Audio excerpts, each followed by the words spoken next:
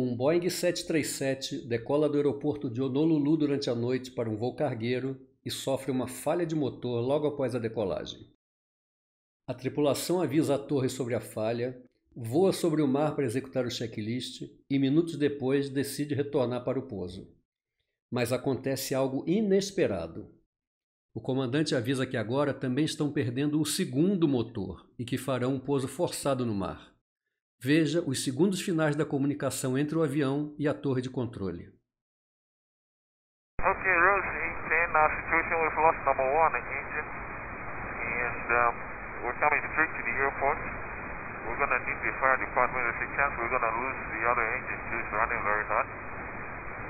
And speed is, we're pretty low on the speed, doesn't look good out here. Rose Express 810, do you have the airport in sight? Negative. And Rose Express 810, low altitude alert. Are you able to climb at all? No, negative. Rose Express 810, roger. Proceed direct to the airport and you are cleared to land any runway. We need a heading. Rose Express 810, heading 060. 060. You want to let the Coast Guard know as well? Say that again? Can you let the Coast Guard know? We're going to maintain altitude. We will. And Rose Express 810, if you want to land 8 right, if you can get to the runway, any runway, you are clear to land. Rose Express 810. Rose Express 810, Honolulu Tower. O Boeing 737 faz o pouso no mar e os pilotos são resgatados pela guarda costeira. O nosso assunto de hoje é um estudo de caso sobre prioridades durante uma situação de emergência em voo e sobre divisão de tarefas na cabine de pilotagem para aumentar a segurança das operações.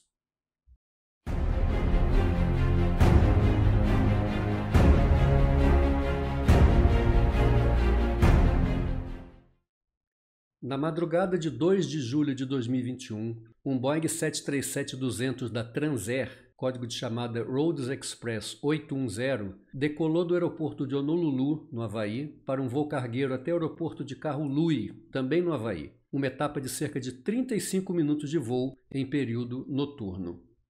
Na decolagem, o piloto informou que tinha perdido um dos motores e queria voar na direção sul para fazer os procedimentos de checklist antes do pouso. Alguns minutos depois, já na proa do aeroporto, a tripulação avisa que estão sem o motor número 1 e prestes a perder o motor número 2 também.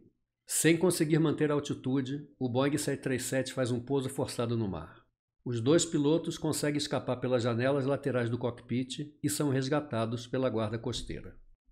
Esse evento levantou muitas perguntas na época, quando os áudios de comunicação entre a aeronave e a ATC indicaram que a aeronave teria perdido os dois motores em um espaço de poucos minutos. O que teria acontecido? A investigação conduzida pelo NTSB norte-americano revelou os seguintes fatos. Tripulação. O piloto em comando, Pique, tinha cerca de 15.700 horas totais de voo e 870 horas no Boeing 737. O piloto segundo em comando, Sik, tinha cerca de 5.200 horas totais de voo, sendo cerca de 900 horas no equipamento. Ambos os pilotos estavam com suas licenças e certificados em dia. Os exames toxicológicos não mostraram qualquer alteração e os dois tripulantes declararam que estavam descansados para a realização do voo. O comandante reportou que ele já tinha tido 5 eventos de falha de motor na Rhodes Aviation. O último caso tinha sido cerca de 3 a 4 meses antes desse acidente. Naquele evento, o comandante tinha ouvido um estampido durante a subida após a decolagem e decidiu retornar imediatamente para o aeroporto. Mas depois do pouso, ele foi criticado pelo piloto-chefe por ter retornado sem realizar os itens do checklist para falha de motor. O comandante prometeu que na próxima emergência faria todos os itens de checklist. A aeronave. O avião era um Boeing 737-200, fabricado em 1975 e foi comprado pela Rhodes Aviation em 2014. Tinha cerca de 72 mil horas totais de voo e 69 mil ciclos antes do acidente. O Boeing era equipado com 2 motores a turbina Pratt & Whitney JT8 Delta. O motor esquerdo, número 1, tinha mais de 33 mil ciclos desde novo. O motor direito, número 2, tinha acumulado mais de 101 mil ciclos. A análise dos destroços dos motores na investigação mostrou o seguinte: o motor número 1 não apresentava qualquer tipo de avaria anterior ao impacto. Já no caso do motor número 2, foi identificada fratura por estresse de 2 palhetas do estágio de alta pressão da turbina, que teria acontecido anterior ao pouso forçado. Uma das indicações de empuxo do Boeing 737-200 vem dos indicadores de EPR. EPR significa Engine Pressure Ratio e é uma medida da diferença de pressão entre o escape e a admissão do motor e indica o empuxo que o motor está produzindo. Para o caso desses motores, os valores típicos variavam entre 1.05 para regime de marcha lenta até cerca de 2.0 para regime de potência máxima. Este avião estava equipado com modelos antigos de gravadores de voz de cabine, CVR, e gravadores de dados de voo, FDR. O FDR registrava apenas 18 parâmetros de voo e o CVR tinha gravado as 2 últimas horas de áudio na cabine de pilotagem. Operações de voo. O voo Rhodes Express 810 estava decolando por volta de 1h34 da manhã para o piloto de monitoramento, Pilot Monitoring, enquanto o primeiro oficial estava na função de piloto nos controles, Pilot Flying. Vamos acompanhar a sequência de eventos desse voo. O Rhodes Express 810 decolou normalmente do aeroporto de Honolulu com valores de EPR de 2.0 e 1.97 para os motores número 1 e número 2, respectivamente, valores compatíveis com a potência de decolagem. Nessa decolagem, a temperatura de exaustão do motor número 2, a EGT, entrou na faixa amarela, mas o comandante decidiu prosseguir, pois essa condição estava acontecendo com certa frequência na empresa, e ele já havia sido criticado dentro da companhia por interromper uma corrida de decolagem por conta de valores de EGT na faixa amarela. Quando o avião cruzava cerca de 400 pés, com uma velocidade de 155 nós, o CVR registrou um estampido e um som de baixa frequência. A EPR do motor direito caiu para 1.43. O avião guinou à direita e o primeiro oficial reagiu adequadamente aplicando o pedal esquerdo. O comandante fala: "Perdemos um motor", sem especificar qual. Logo em seguida, o CVR registra que tanto o comandante quanto o primeiro oficial identificam corretamente que o motor número 2 tinha perdido tração. Após o recolhimento do flap, o comandante ajusta a manete do motor número 1 para a tração máxima contínua, reduzindo o EPR para 1.93 e orienta o primeiro oficial a subir para 2.000 pés. O comandante começa a se comunicar com um ATC para informar da situação, mas o ATC não entende a mensagem e dá instruções normais de saída para o Rhodes 810. Nesse momento, existe um outro avião da companhia, código de chamada Rhodes 809, aproximando para Honolulu, e o comandante do Rhodes 810 entende uma parte da mensagem que foi dada para o 809 como sendo para eles. Rhodes 810, we have emergency standby. Going on the 220 heading. Rhodes Express 810, radar contact, fly heading of 100 to join Victor 2, resume navigation. 820 has emergency, going to 220 heading, standby. Rhodes Express 809, cleared visual approach runway 4 right, runway 48, clear to land, change my frequency 118.1. Rhodes Express 809, 4 right, clear to land, clear for visual, with U18-1, Rhodes 809. Rhodes Express 810, radar contact, turn left, heading 090, join Victor 2, resume navigation, climb and maintain 13,000, stay altitude. Okay, Rhodes 810, radio check, how do you read? Rhodes Express 810, loud and clear, how do you hear? Turn left, heading 180. Okay, Rhodes 810, we've lost an engine. We are on the 220 heading. Now I say again, heading 240. Okay, 240 heading Rhodes 810. No, Rhodes 809, Rhodes 809, left 240. 240 now, Rhodes 809. Rhodes Express 810, you're cleared visual approach runway 4 right, you can turn in towards the airport. Okay, Rhodes 810, we're going to have to run a checklist if we can get a delay vector. Heading and just keep me advised and maintain 2000 if that's the altitude you'd like. Após o nivelamento a 2.000 pés, como o avião havia acelerado para 250 nós, o primeiro oficial vai reduzindo o empuxo em ambos os motores para quase idle, EPR de 1.05 no motor esquerdo e 1.09 no motor direito, e diminuindo a velocidade para 210 nós. O comandante não estava acompanhando o movimento das manetes pelo primeiro oficial porque ele ainda estava falando com a torre de controle de Honolulu sobre a emergência. Como vimos, o comandante precisou repetir 3 vezes sua mensagem para que a torre entendesse que ele tinha perdido um motor e que estava em emergência. Somente após o 4º contato, a torre entende a situação e autoriza a aproximação de regresso para Honolulu. Cerca de 3 minutos após a perda de empuxo no motor direito, o comandante decide assumir os controles da aeronave e passa a exercer a função de piloto nos controles. O Boeing estava com 224 nós, mas tinha descido para cerca de 1.700 pés de altitude. O comandante tenta corrigir a altitude, subindo para cerca de 1.900 pés, mas a velocidade cai para 196 nós.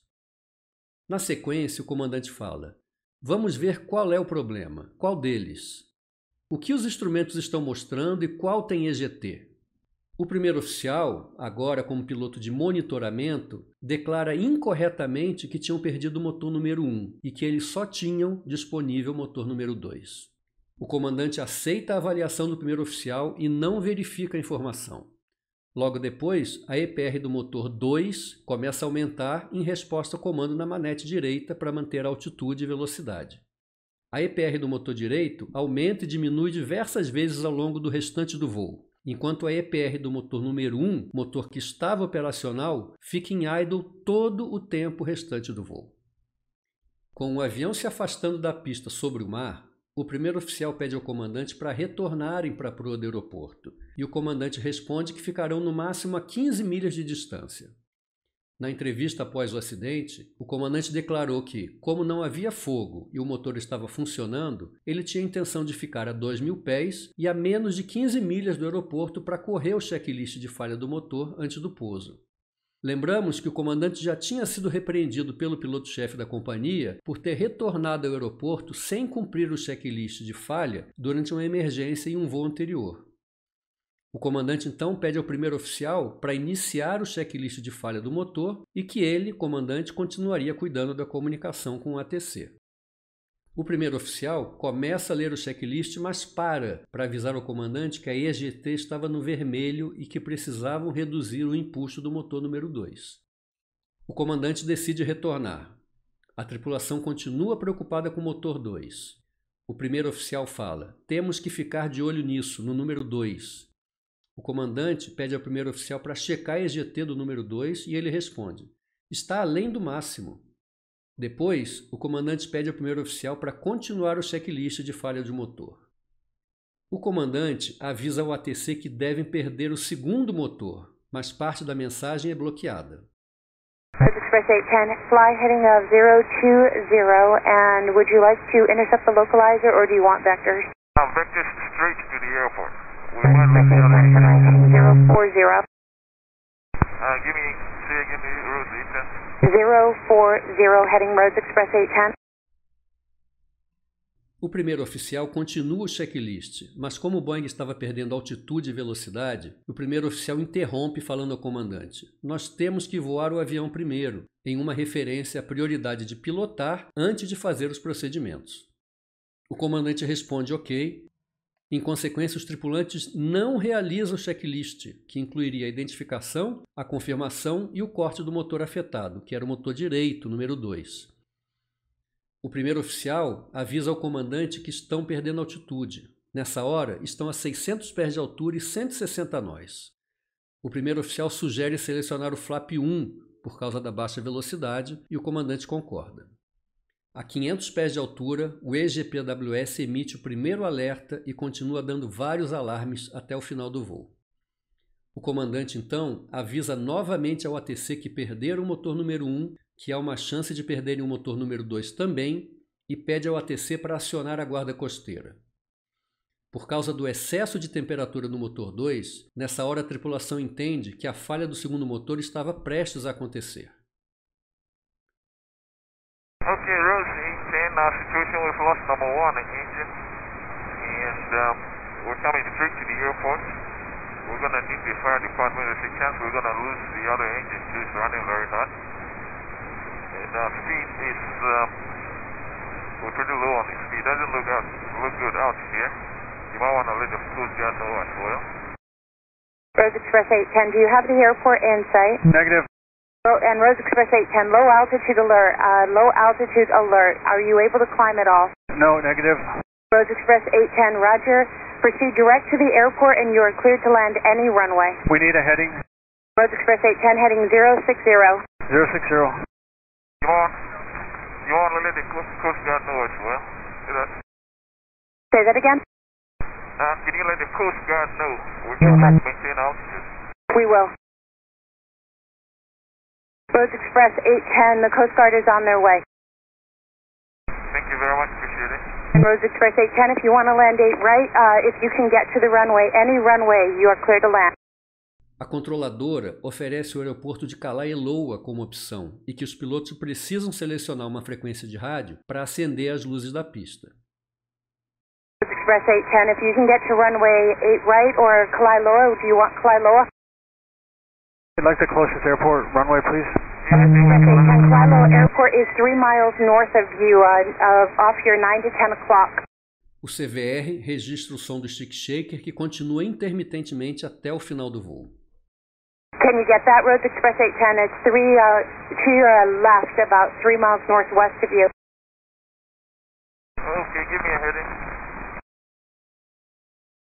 Rose Express 810, the airport is about a 310 heading from you. 310, thank you.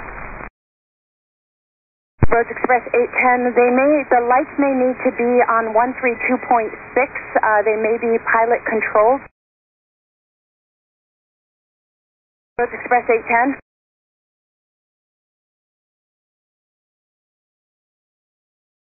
Rose Express 810, Honolulu Tower. O comandante declara para o primeiro oficial seus controles. Na sequência, o CVR registra o som do impacto na água.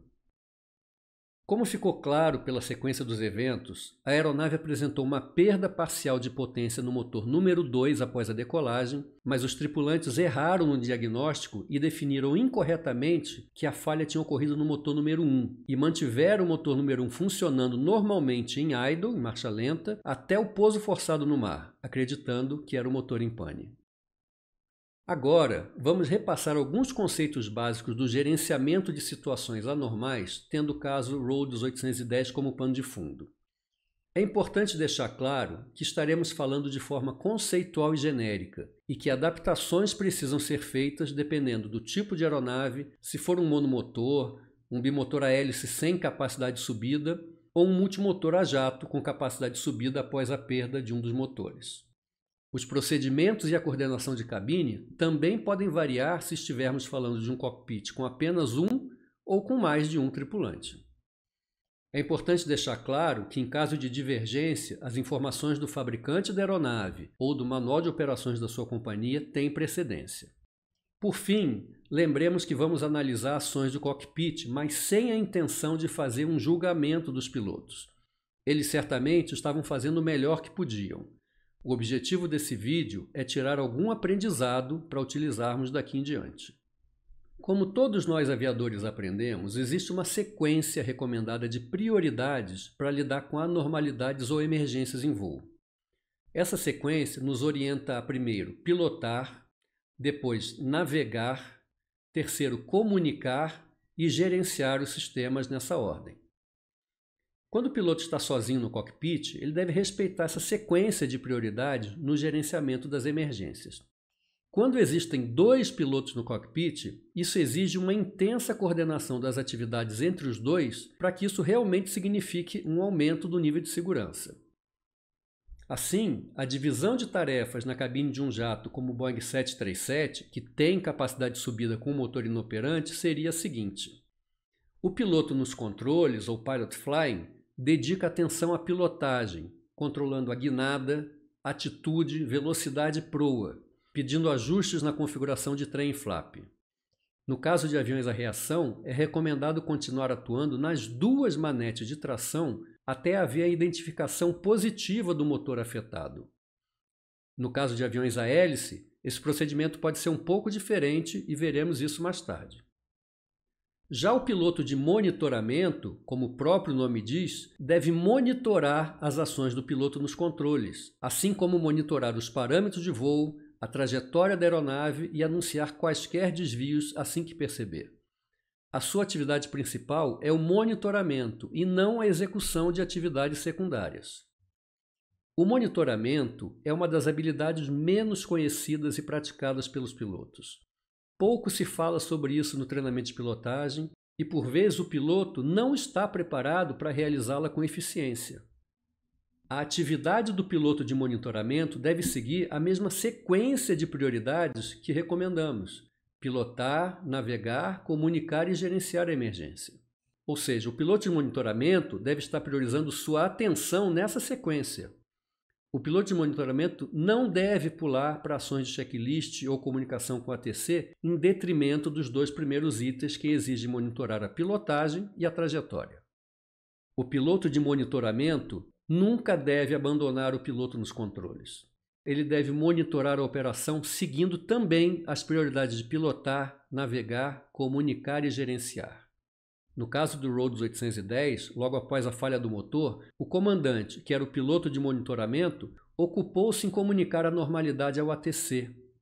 Como o ATC não entendeu as duas primeiras mensagens, no terceiro contato o comandante fez um cheque rádio e precisou repetir mais uma vez, só tendo sucesso no quarto contato com a torre. Ao longo desse tempo, ele abandonou as ações do primeiro oficial nos controles, entre elas a redução simultânea dos dois motores para idle quando nivelar a 2.000 pés. Isso se mostraria um problema mais à frente. Além disso, o comandante decidiu trocar os papéis, assumindo a função de piloto nos controles quando a aeronave nivelou. Isso não é proibido, mas em um momento em que os papéis e atribuições precisam estar claramente definidos e a coordenação precisa ser perfeita, é uma variável a mais a ser administrada. Se o comandante tivesse monitorado o primeiro oficial e, ainda como piloto de monitoramento, tivesse ele seguido com o checklist de falha do motor, talvez tivesse identificado corretamente o motor que estava em pane. Na sequência, a tripulação deve preocupar-se com a trajetória da aeronave, visando a separação lateral e vertical com o terreno, com meteorologia diversa e com as demandas do perfil de saída e do tráfego aéreo. Se for um avião sem desempenho de subida ou com uma emergência grave, pode ser que tenha que dirigir a aeronave imediatamente para o local de pouso mais apropriado antes de qualquer outra ação. Para aviões que têm desempenho de subida, pode ser recomendado selecionar os modos de navegação lateral e vertical para diminuir a carga de trabalho. E se por qualquer motivo a aeronave não estiver cumprindo a trajetória desejada, o piloto deve desconectar o piloto automático e pilotar manualmente por algum tempo antes de desviar a atenção do voo para tentar entender o que o piloto automático estava fazendo. Agora, com a aeronave controlada, na configuração correta e voando na trajetória desejada, a tripulação pode se ocupar em avisar aos órgãos de controle sobre a emergência. Existem várias posições sobre quem faz a comunicação com a ATC em uma cabine com 2 tripulantes durante emergências.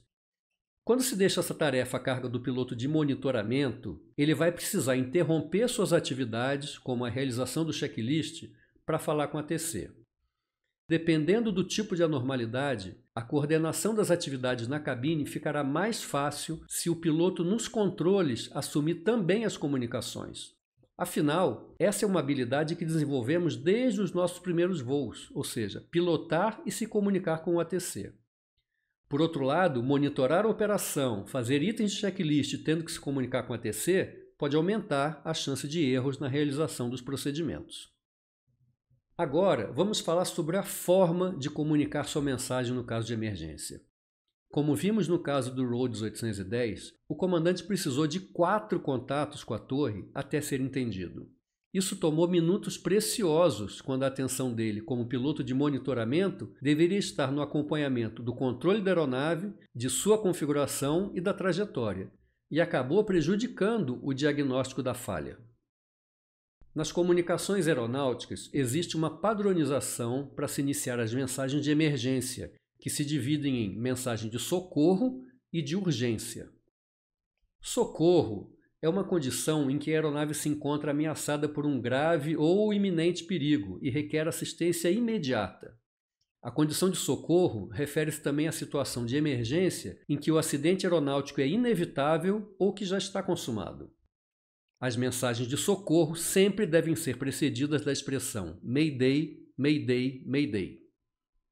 Urgência é uma condição que envolve a segurança da aeronave ou de alguma pessoa a bordo, mas que não requer assistência imediata.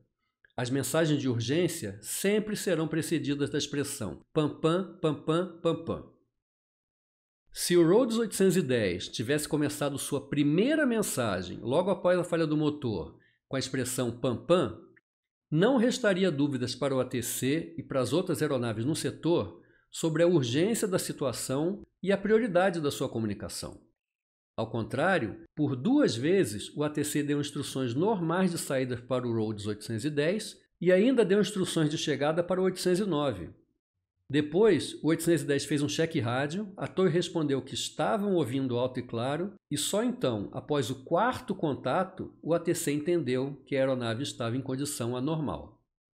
Essa confusão canalizou a atenção do piloto de monitoramento para a comunicação com o ATC, e ele deixou de acompanhar o que o piloto nos controles estava fazendo em relação à pilotagem. A mensagem de urgência, iniciando com a expressão pam-pam, poderia ter atenuado esse problema. Agora começam os procedimentos de resposta à normalidade. Dependendo do tipo de aeronave ou do tipo de emergência, os procedimentos de memória já foram aplicados antes mesmo da comunicação com o ATC. Esse gerenciamento da situação envolve executar os procedimentos de checklist e planejar as ações futuras baseado na situação atual. Mas existe um aspecto crítico no gerenciamento de situações anormais que ficou muito evidente nesse caso com o Rhodes 810. O diagnóstico da anormalidade ou da emergência. Depois que fecharmos esse tópico da sequência de ações, nós vamos ver como o piloto pode se preparar melhor para fazer esse diagnóstico. Fechando o tema das prioridades em voo, como poderia ser a resposta da tripulação naquele caso de perda parcial de potência após a decolagem, estando o primeiro oficial como piloto nos controles? Poderia ser algo mais ou menos assim. Logo após a decolagem, o piloto de monitoramento identifica e comunica a falha do motor número 2. A preocupação do piloto nos controles deve ser pilotar, navegar e comunicar. Pilotar, navegar e comunicar. E vou repetir mais uma vez: pilotar, navegar e comunicar. Dependendo da padronização da companhia, as ações de pilotagem podem ser definidas pelo comandante ou pelo piloto nos controles. Digamos que a doutrina da companhia permita que o piloto nos controles, mesmo sendo copiloto, defina as ações de pilotagem. Nesse caso, ele então verbaliza: meus controles, minha comunicação. Ele assume a comunicação para que o piloto de monitoramento não tenha suas ações interrompidas e possa continuar monitorando o voo e mais tarde executar o checklist. O piloto nos controles continua verbalizando as ações alto e claramente. Trem em cima, vamos manter 130 nós, subir para 400 pés e iniciar a aceleração para recolhimento dos flaps. O piloto de monitoramento executa e responde: trem em cima, ciente, subida até 400 pés. Ao atingir a altura de segurança, o piloto nos controles prossegue: 400 pés, flap em cima, iniciando a subida para 1500 pés, checklist de falha do motor. O piloto de monitoramento responde: flap em cima, checklist de falha do motor. Faz a leitura do título do procedimento antes de começar a ação e verbaliza: identificação, motor número 2. Agora, o piloto nos controles pede confirmação de que está atuando no motor número 2. O piloto de monitoramento confirma. O piloto nos controles reduz a manete do motor número 2 e, como ele está nos controles, pode verificar se houve alguma alteração no comportamento do avião, o que não é para acontecer, pois ele está atuando no motor falhado. Junto com a identificação prévia pelos instrumentos, essa ação confirma que o motor 2 é o que está falhado e que os tripulantes estão mexendo na manete do motor com problemas. Agora, com o avião controlado, voando na direção desejada, com a falha identificada, o piloto nos controles se comunica com a ATC, iniciando com a expressão de urgência e dizendo claramente o que pretende fazer. Pam, pam, pam, pam, pam, pam. Torre, voo 1234, com falha de motor, vai voar na proa 220 e subir para 1500 pés, aguarde. No caso do Rhodes 810, a transmissão do comandante estava com volume baixo e não estava clara, tanto que resultou no atraso do entendimento pela torre. Rhodes 810, we have emergency standby. Good on the 220 heading. Então, fale com clareza.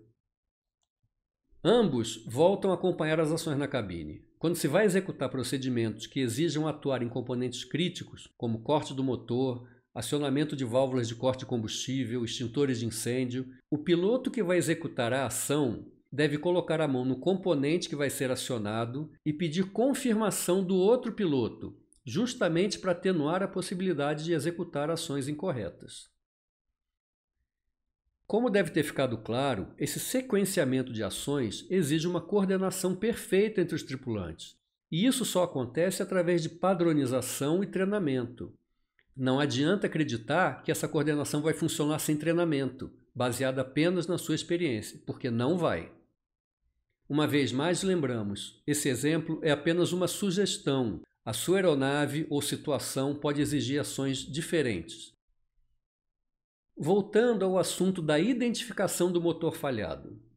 Desde que surgiram os primeiros aviões multimotores, o corte do motor bom durante os procedimentos de emergência é uma realidade. Existem diversos registros de acidentes e incidentes causados pela identificação incorreta do motor afetado e pelo corte do motor bom em voo. A facilidade ou dificuldade em diagnosticar uma falha de motor varia muito dependendo do tipo de propulsão, do tipo da pane e do nível de sofisticação da aeronave. Aviões modernos e automatizados indicam claramente para o piloto, no painel de alarmes, o tipo de falha e qual motor falhou. Aeronaves menos complexas exigem um conhecimento dos sistemas para se fazer um diagnóstico correto, principalmente em caso de falhas parciais.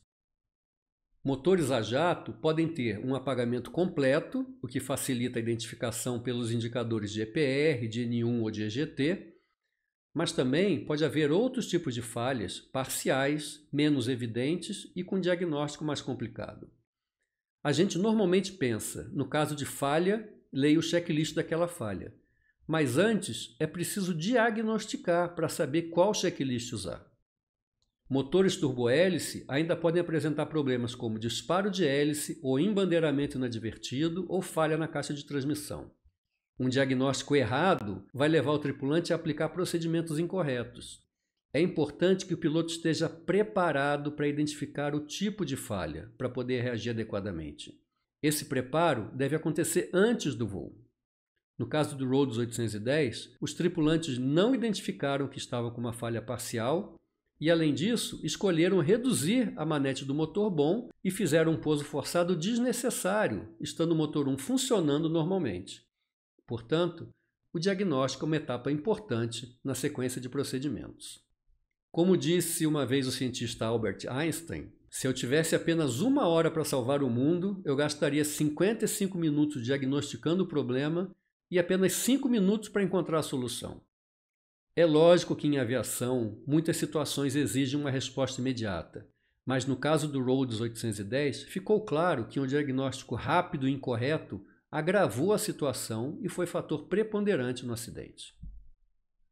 Uma boa dica de ações na cabine pode vir do treinamento de falha de motor em multimotores leves com motor a pistão e que enfatiza a seguinte sequência: controle direcional, atitude para ajustar na velocidade de melhor razão de subida, manetes todas à frente, ajustar configuração de trem de pouso e flaps e, quanto aos motores, identificar, confirmar, embandeirar e cortar.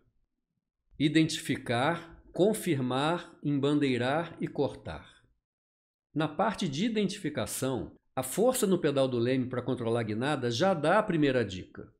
Quando um motor falha, a aeronave tende a guinar para cima do motor inoperante. Então é preciso fazer força no pedal de leme do motor que está funcionando para se controlar a guinada. Daí a expressão pedal morto, motor morto.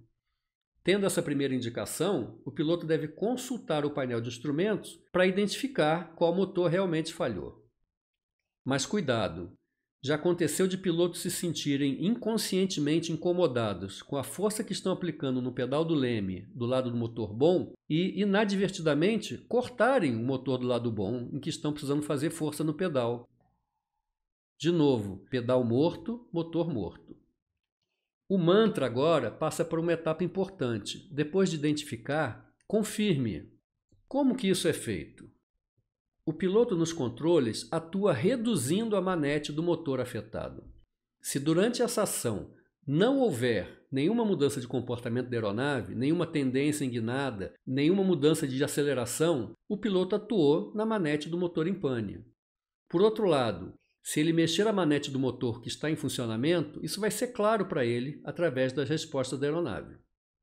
No caso dos motores a hélice, a terceira etapa é comandar o embandeiramento do motor em pane e, por último, fazer o corte se essa ação for conveniente. No caso do Rhodes 810, não houve uma atuação nas manetes para confirmar qual motor estava realmente em pane. Se os pilotos tivessem seguido esse conceito de mover a manete do motor suspeito para confirmar, teriam identificado imediatamente que o motor número 1 continuava ativo e esse evento terminaria como um pouso monomotor no aeroporto sem maiores consequências. Um aspecto importante do gerenciamento da parte técnica é saber diagnosticar a emergência. Somente identificando corretamente o que está acontecendo, o piloto pode aplicar os procedimentos corretos.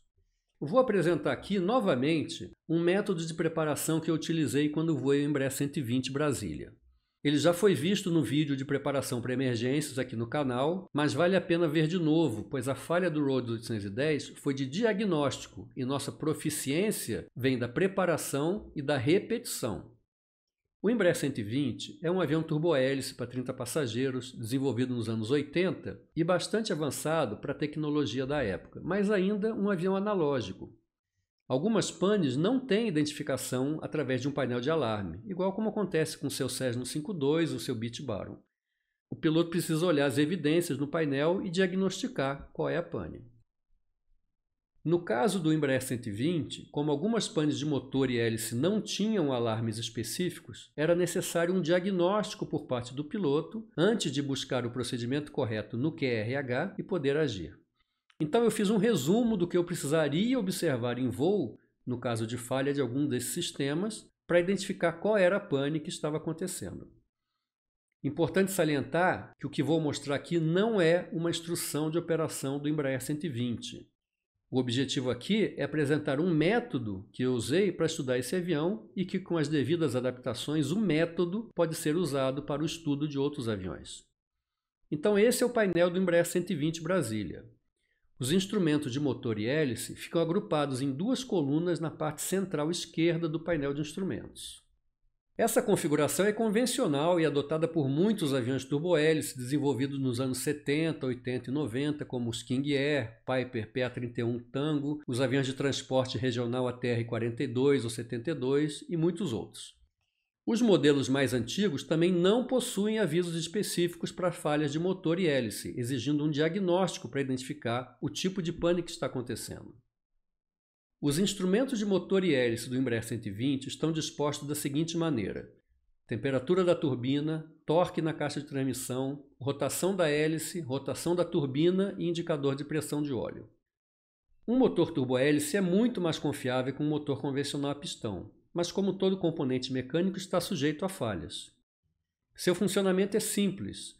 O ar de admissão passa pelo compressor, segue comprimido para a câmara de combustão e sua queima aciona as turbinas.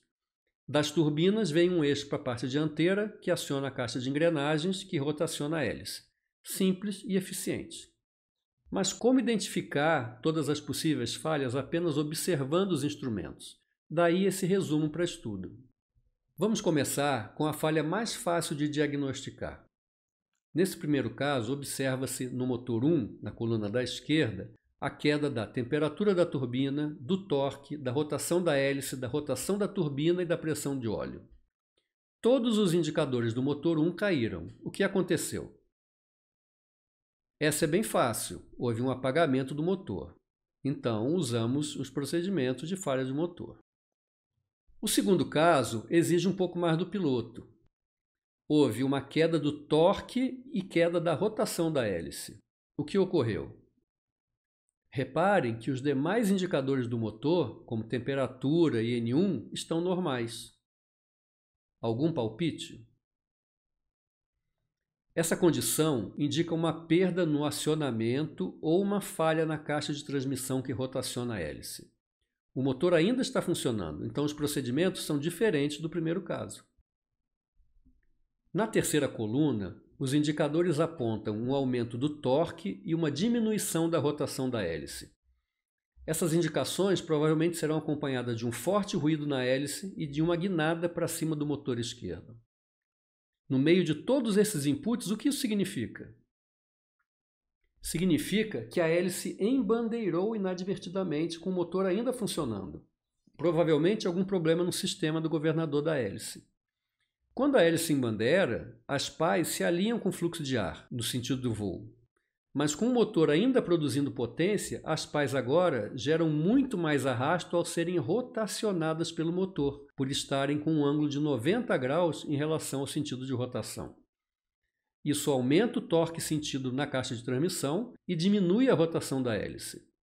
O procedimento aqui é do embandeiramento inadvertido da hélice. Essa pane exige um reconhecimento rápido por parte do piloto para tomar as ações corretas, e o manual prevê itens de memória. Portanto, tanto o diagnóstico quanto a reação precisam ser rápidas. Se o piloto não tiver pensado nessa pane antes, ele provavelmente terá dificuldade em interpretar os instrumentos e em reagir. No último caso, temos a situação inversa. O torque cai e a rotação da hélice dispara para além dos limites. Nesse caso, alguma condição provocou a diminuição do passo das pás da hélice. Com o passo reduzido e a menor resistência no sentido de rotação, o torque sentido na caixa de engrenagens diminui e a rotação dispara. O procedimento é o de disparo de hélice. O perigo dessa condição é que a hélice com disparo de rotação provoca um grande arrasto, prejudicando o desempenho da aeronave e que pode levar a uma grave perda de controle em voo, exigindo também procedimentos de memória e precisos.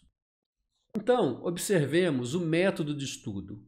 É algo do tipo conhecer antecipadamente para reconhecer quando a pane acontecer em voo.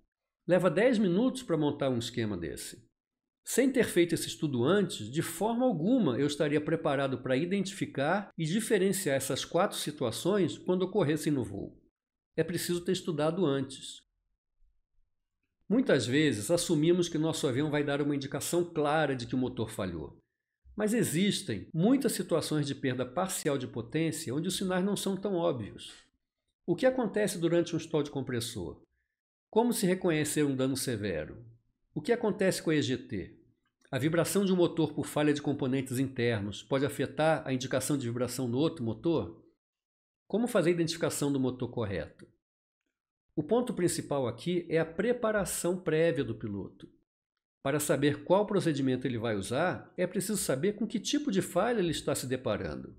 Isso exige um diagnóstico, da mesma forma que um médico precisa diagnosticar a doença para aplicar o tratamento correto. Diagnósticos imprecisos ou incorretos geram tratamentos ineficazes que podem até agravar uma situação simples. O acidente com o Rhodes 810 comprova isso. Assim, o NTSB concluiu que o acidente com o Rhodes 810 foi causado pela identificação incorreta do motor danificado após o nivelamento e o uso apenas do motor danificado para o impulso durante o restante do voo, resultando em uma descida não intencional e pouso forçado no oceano. Contribuindo para o acidente estavam o gerenciamento inadequado dos recursos da tripulação de voo, o gerenciamento inadequado da alta carga de trabalho e o estresse. Nas emergências e situações anormais, a gente tem que ter em mente as prioridades de ações e a divisão de tarefas entre os tripulantes. Não esqueça que o piloto de monitoramento também deve sequenciar suas ações dentro dessa mesma prioridade. Ele não vai para ações secundárias antes de garantir o monitoramento da pilotagem e da trajetória do avião. Concluindo, vamos lembrar de uma frase que costumo repetir aqui no canal. Experiência não significa proficiência. Proficiência é a sua competência para realizar uma atividade e é uma habilidade perecível.